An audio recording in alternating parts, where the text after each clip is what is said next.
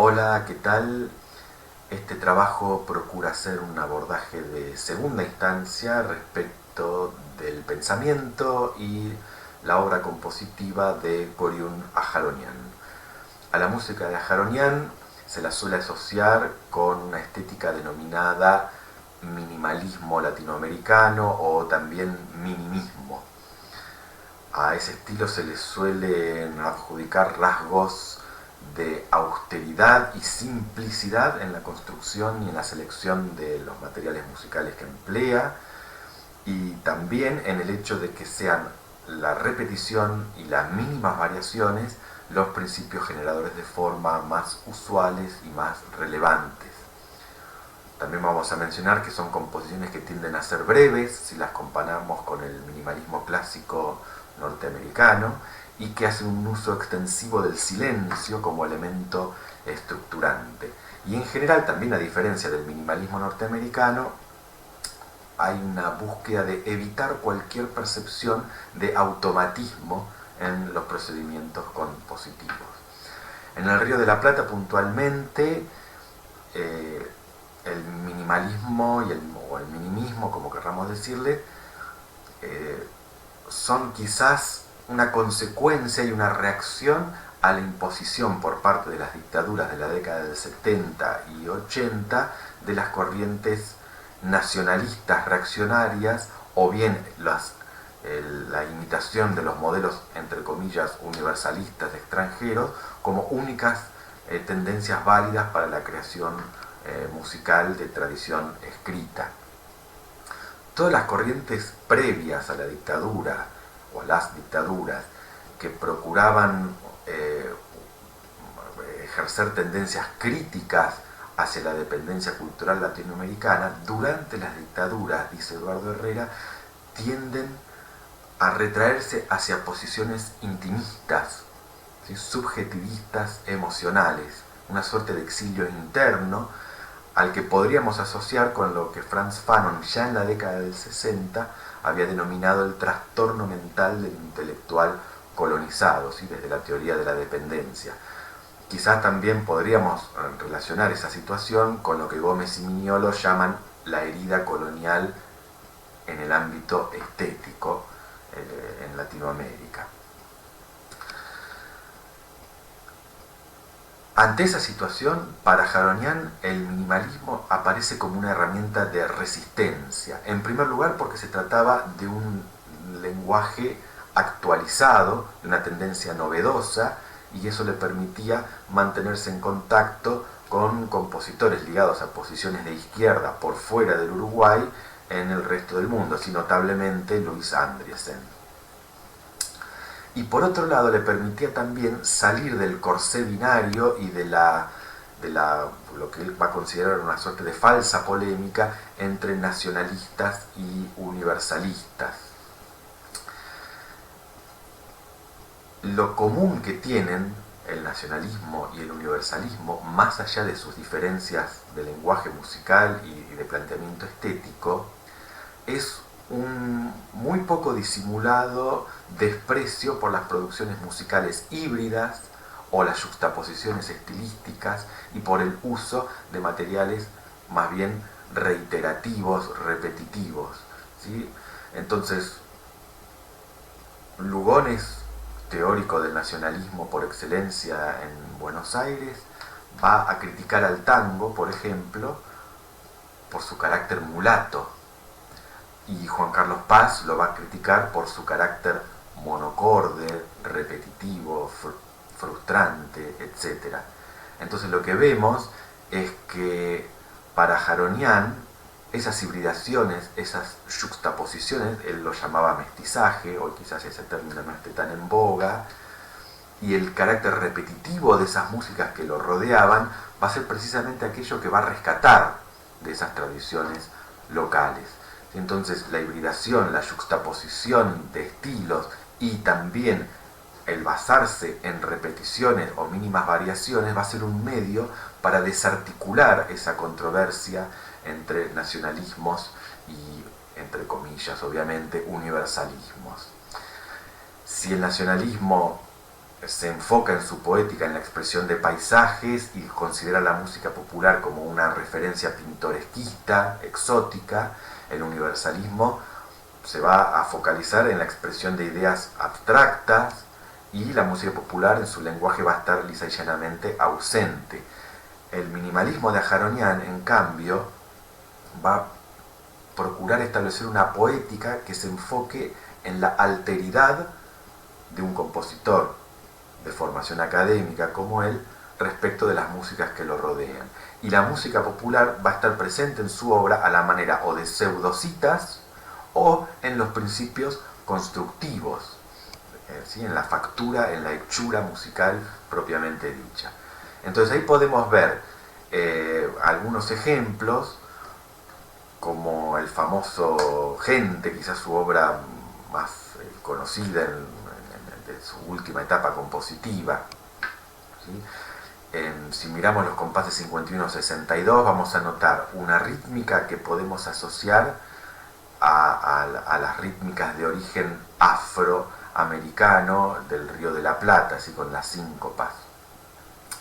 Una instrumentación que propone un abordaje fragmentario a la manera de las tradiciones de arca e ira de las culturas andinas, y eso estableciendo a la vez un microproceso de corte minimalista con una repetición de un patrón, en este caso cada 3 compases.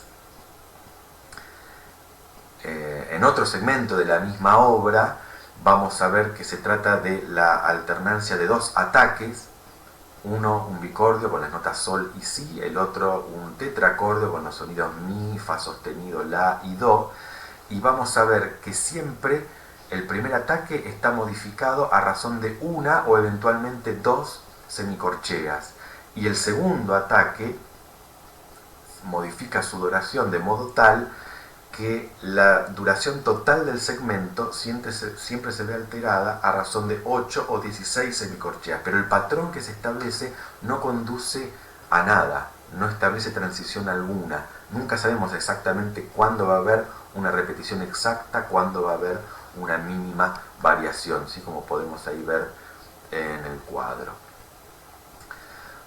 Para los estudiosos de la obra de Jaronian, estos datos nos informan de lo que él mismo había llamado como la composición musical entendida en términos del cumplimiento de actos éticos conscientes.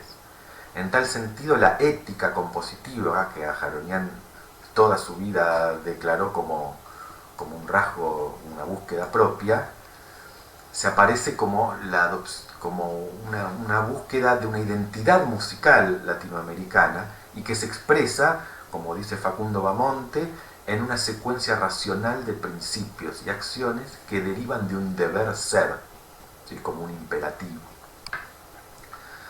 Pero Bamonte también dice que hay otra noción de ética y que a veces es más pertinente que esta que acabamos de mencionar. Y él nos recuerda de que la palabra ethos, ¿sí? El vocablo ethos, significa originalmente morar, habitar. Entonces tal vez podríamos asociar las asimetrías, los silencios, las yuxtaposiciones e hibridaciones del lenguaje de Jaronian en un sentido ético de lo que Kusch llamaba el estar siendo, la idea de morar en el mundo en que habitamos, cito a Kusch, en el temor de asumir nuestra existencia desgarrada y miserable como medio para crear la propia cultura de nuevo, y donde no hay otra cosa universal que la condición de estar caídos en, dice Kusch, ¿sí? Caídos en el mundo colonial. En tal sentido, podríamos decir que la música de Ajaronian emerge como parte de la irresuelta tensión sudamericana entre doxa, el heredado estar siendo de nuestras sociedades, y noesis, la aspiración a ser, la aspiración a ese modernismo. Pareciera ser que el anhelo de una música modernista o transmoderna en co-solidaridad de etnias, clases sociales y culturas, diría Dussel, y en el marco de esa eterna repetición del destino de unas culturas, dice Kusch, que confrontan entre sí sin poder asir el nudo común que las hace vibrar.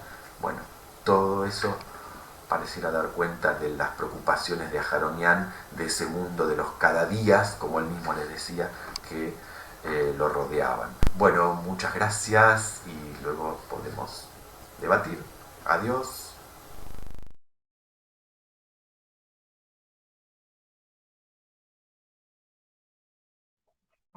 Hola, mi nombre es Magdalena Pérez Balbi. Voy a compartir un trabajo que se llama Tramas regionales contra el capitalismo extractivista, experiencias colaborativas de Ala Plástica y Casa Río.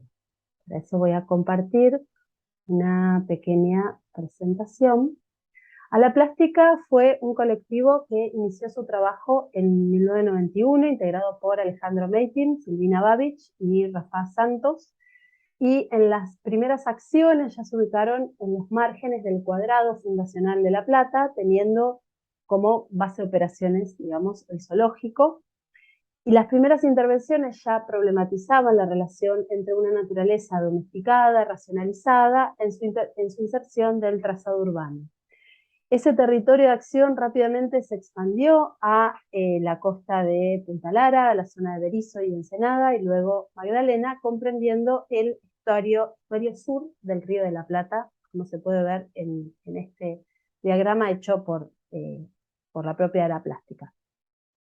Desde esos momentos iniciales, Ala Plástica se caracterizó por realizar experiencias inmersivas y colaborativas en las que sus integrantes funcionaban como articuladores de distintos equipos ad hoc y no como únicos enunciadores. De esta manera, a la par que construían relaciones rizomáticas con productores y habitantes, ingresaban a un circuito artístico internacional, principalmente europeo, interesado en este tipo de prácticas. Entonces se genera una doble circulación, digamos, entre ONG, galerías, teóricos y activistas del norte global, atentos a estos cruces entre arte conceptual y prácticas territoriales sobre problemáticas ambientales, y un trabajo de articulación local con isleños, cooperativas, productores viñateros y mimbreros, anclado en problemáticas socioeconómicas regionales y potenciando procesos comunitarios y organizativos permanentes o a largo plazo. A lo largo de 2 décadas, este trabajo se profundizó, extendiendo el territorio de acción hacia la cuenca del Plata, con hincapié en prácticas instituyentes situadas, siempre en torno a la problemática de los cauces de agua. Un ejemplo fue Ejercicio Derrame, de 2002, en torno al derrame de petróleo en la localidad de Magdalena, ocurrido en 1999. Que a su vez recuperaba investigaciones previas de lo que se había llamado la iniciativa bioregional. Este también es un trabajo en el que se solapan, se superponen, digamos, los apuntes y las imágenes de todo el proceso de investigación con una cartografía que da cuenta del daño por el derrame en las costas de Magdalena. Acá se ve además la metodología de trabajo. En primer lugar, la intervención a partir de una problemática específica, en este caso de emergencia ambiental, con sus consecuencias sociales y económicas. En segundo lugar, el rol de Ala Plástica como articulador del trabajo conjunto de una comunidad temporal, en este caso además independiente de lo que era el Comité de Crisis Oficial.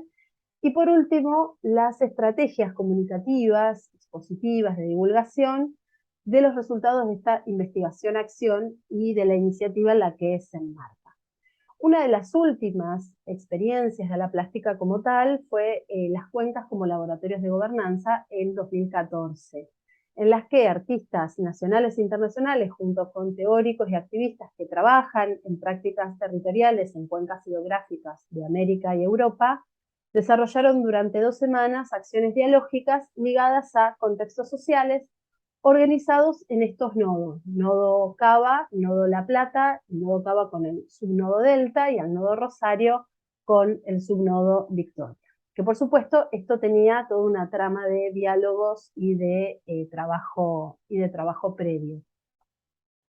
Casa Ríos inicia en 2017 con la conformación de un equipo interdisciplinario heredero de la experiencia de la plástica, integrado por Alejandro Meiting, Daniel Lorenzo, Alicia Van Damme, Toto Díaz de la Sota, Marcelo Miranda y también Brian Holmes y Graciela Carnevale, entre otros.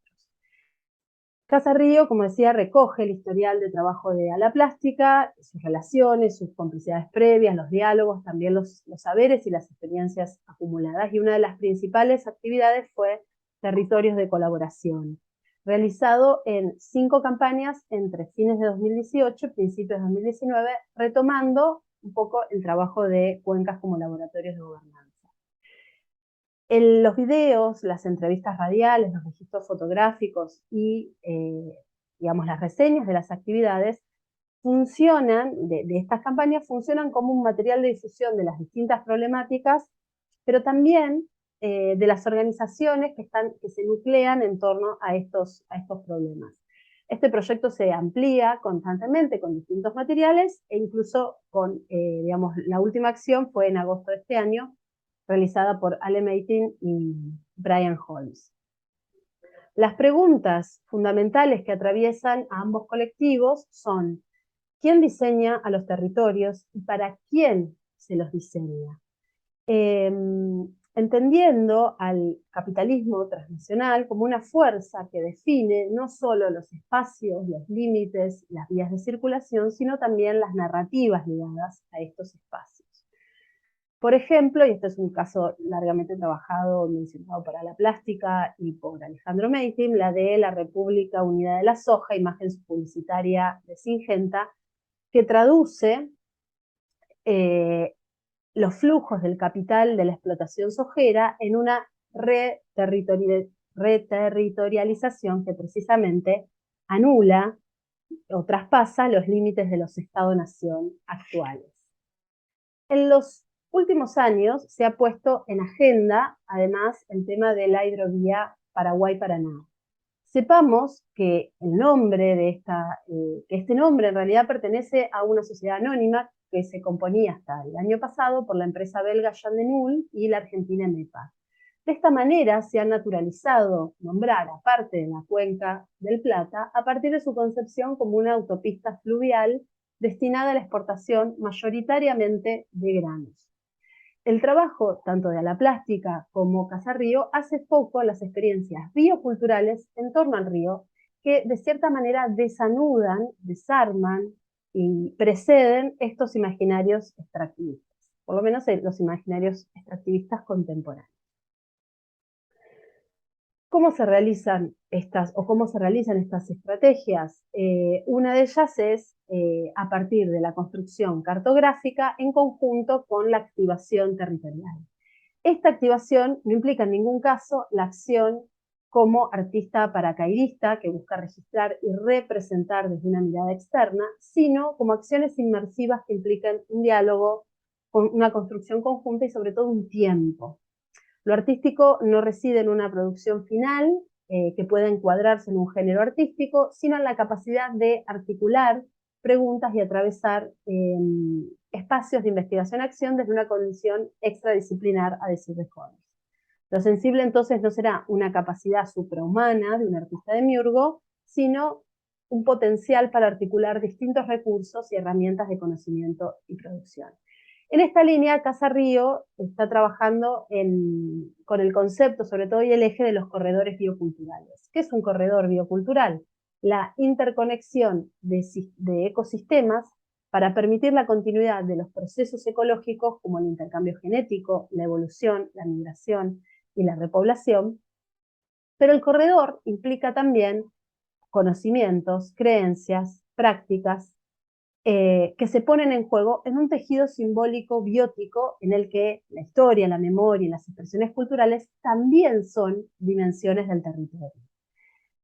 En esta propuesta se suma, además de la cartografía, la localización y activación de proyectos específicos y la gestación, por ejemplo, de festivales, como momentos de encuentro y apertura a otros, pero también como instancia de celebración de esos vínculos y espacios de resistencia. Como puede verse en esta cartografía, digamos, una mirada desde el aspecto o el eje biocultural y una mirada desde el espacio en clave extractivista, o de las lógicas del espacio y del territorio solo en clave extractivista. Lo descolonial en las acciones e iniciativas de Ala Plástica y Casa Río no aparece desde el análisis posterior ni desde una mirada externa, sino que podemos reconocerlo en aquellos imaginarios que, situados y emergentes de un territorio específico, forman saberes instituyentes a contracorriente de los discursos del falso desarrollo. La dejerarquización del trabajo artístico como superior o académicamente más desarrollado, en la que el artista genio o el artista salvador dará voz y se ve reemplazado por una capacidad de hacer otras preguntas, de producir narraciones a partir de la articulación de comunidades temporales, interdisciplinarias y en red permanente con otras. El volver al institución arte no será desde un lugar de representación de un conflicto que sucede afuera, sino desde el registro de experiencias y huellas materiales de ese trabajo previo. Y la exposición, además, o la exhibición en el espacio artístico, no es entendida como un momento de validación por el campo artístico, sino como otro espacio a activar, que funcione como propalador de experiencias, pero también como un habilitador de diálogo, como se veía en la imagen de la oficina itinerante en una diapo previa. Por otro lado, la modernidad construyó narrativas de la naturaleza como paisaje, como lo salvaje indómito o la naturaleza bucólica, amable y diseñada. Un punto de vista no corporal y no situado en el que el mundo se convierte en cartografiable y también apropiable desde una mirada occidental del norte global, normalizadora y normalizada. Las cartografías de Ala Plástica y Casa Río, sobre todo esta última en clave de corredores bioculturales, construyen una representación del territorio a partir de relaciones simbióticas y creativas, de procesos biológicos y culturales. Si el monocultivo implica la transformación de montes en praderas verde pantone, y la especulación inmobiliaria transforma la vida isleña en barrios de élite desarraigadas de las ecologías locales, la relevancia de generar, construir y circular otras imágenes que hablen de la diversidad biocultural y que representen estos imaginarios mutantes del humedal resulta también una estrategia política, una estrategia que busca pasar del marrón río al gris cemento, teniendo hoy como horizonte inmediato y urgente la sanción de la ley de humedales. Muchas gracias.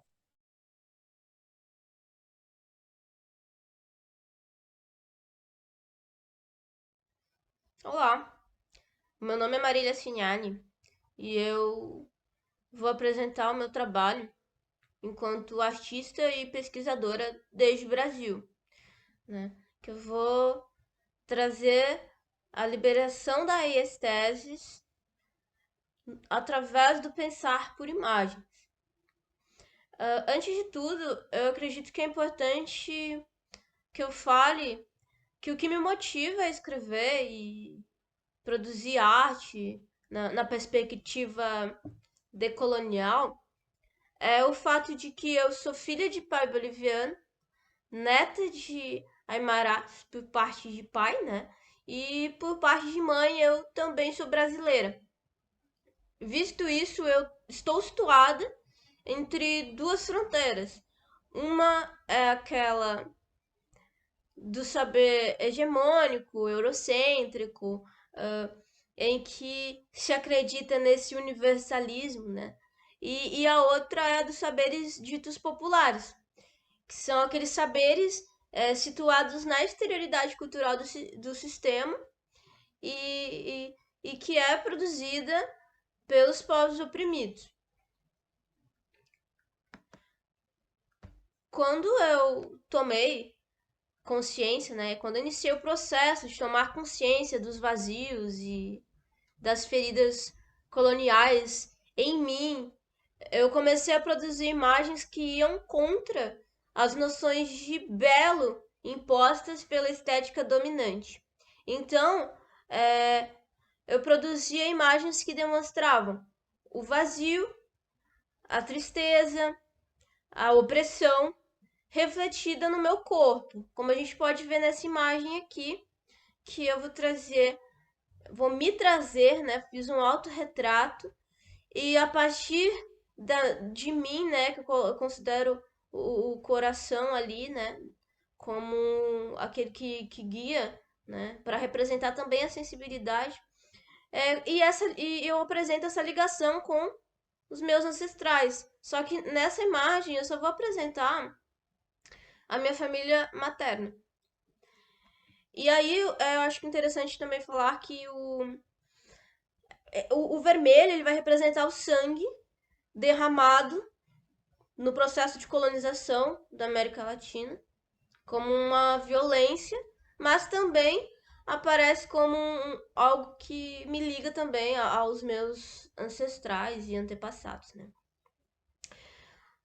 Nessa outra imagem aqui, eu também vou trazer essa sensação de nascimento, assim. Essa é uma obra que eu fiz em 2019, que as montanhas vão representar pernas abertas e eu vou nascendo entre essas duas fronteiras, tanto o Brasil como a Bolívia. E aí também vou trazer o sangue, essa sensação de para representar essa opressão, a violência, mas de uma outra forma, né? A gente pode ver que tá passando por um outro processo, que é um processo de tomada de consciência de que sou, de fato, latino-americano. Também nessa outra imagem aqui, eu acho ela interessante porque eu produzi para um cartão postal, que seria um cartão postal enviado para mim mesmo. E eu trago esse desenho aqui, que é uma máscara, né, que é um autorretrato meu, que me conecta aos meus ancestrais e me faz questionar essa máscara, né? Que o que é ser branco, né? Sou de fato branca? Como se dá isso no meu processo de tomada de consciência, né? Então eu tô tentando retirar essa máscara nessa imagem aqui também. Além dessa retirada, eu também estou tentando recusar essas lentes coloniais que me foram impostas. Mas agora eu busco produzir imagens que mostram a resistência dos povos oprimidos, retratando que a cultura ela é pluriversal, que além de ter resistido, né, ela também reexiste na exterioridade cultural do sistema. Então, a minha produção artística, como a gente pode ver aqui, eu trago muito a questão do coração, da sensibilidade, né? Que ela está, ao meu ver, associada à tomada de consciência. Então, a minha produção artística ela não se separa da minha pesquisa científica, porque, ao meu ver, ambas são pesquisas e tanto sobre a objetividade como sobre a subjetividade.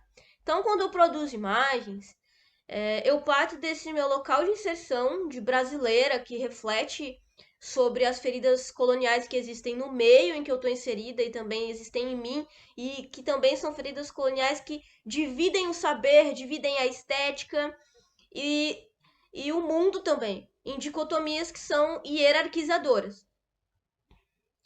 Com isso, eu também acho importante trazer que eu tenho leituras do Walter Mignolo e do Henrique Dussel que vão estar centrais na minha pesquisa e também nas minhas imagens, porque eu compreendo que o que a gente conhece por estética, que é aquela eurocentrada que valoriza a razão sobre a sensibilidade, né, e os sentidos, né, que é uma estética que colonizou a aiestesis, que na sua etimologia ela vem como percepção do mundo através dos sentidos, né? E eu acredito que a aprendizagem se dá também a partir da percepção sensorial, a partir da sensibilidade. Então, nesse processo, se a gente olhar para o campo epistêmico, nas escolas, as universidades brasileiras, por exemplo, a gente tem a oportunidade de identificar que há uma separação entre ser humano e natureza e que coloca a América Latina como um não ser. E assim vão se criando essas dicotomias, essas formas de hierarquização, né, que vão separar, por exemplo, a poética da política, a escrita da produção de imagens, a experiência de mundo da ação de escrita da pesquisa, a ação de fazer a pesquisa, né, entre tantas outras. E para problematizar esses efeitos histórico-culturais, eu produzo imagens que tentam contribuir, né, para a liberação da esteses, que o Henrique Dussel fala que a função social da obra de arte é essa, né? É contribuir para essa libertação, para a tomada de consciência. Então, eu produzo imagens que tentam superar essas fronteiras, que me fazem questionar até mesmo quem eu sou, o que eu vou ser, o que eu devo pensar. Então, eu vejo a arte na sua pluriversalidade, né, que até vou de encontro um pouco com o bem viver, né, e para além dos interesses do mercado, porque eu vejo a arte como uma expressão de vida, que valoriza os sentidos na aprendizagem e nas experiências de mundo. Por exemplo, aqui eu vou trazer o milho como um alimento de resistência e reexistência, né? Mas eu venho percebendo quão difícil é voltar a ver a arte como uma expressão de vida. Porque assim como é difícil a busca por ser um intelectual orgânico, né, como o Dussel convidou para que a gente seja, há saberes hegemônicos que estão enraizados na sociedade e dentro de nós mesmos. E a todo momento estamos sendo atravessados por imagens, só que a gente não consegue ver elas de fato como um veículo importante de conhecimento. Então, enquanto artista visual, eu sigo produzindo imagens que tentam ir de encontro com a minha ancestralidade, Aymara, e eu também tento seguir a minha poética e a linguagem do desenho. Como a gente pode ver nessa imagem, eu reproduzo os símbolos e as texturas dos tecidos com traços, para refletir, né? Mas também eu reflito sobre essa sensação de vazios, que eu sinto por estar situada entre essas fronteiras de saberes, né? Que a todo momento eu busco ver que ambos eles são saberes, e nem superior nem inferior, são saberes que me formam enquanto pessoa. O saber ocidental eurocêntrico me formou e forma milhares de pessoas todos os dias, mas e nós da América Latina, né? Nós não temos nossos saberes.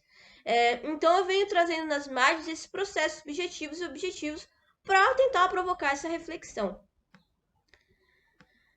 E aqui eu trago, né, por último, essa imagem aqui, que eu vou trazer a quinoa como também o alimento de reexistência e resistência, né?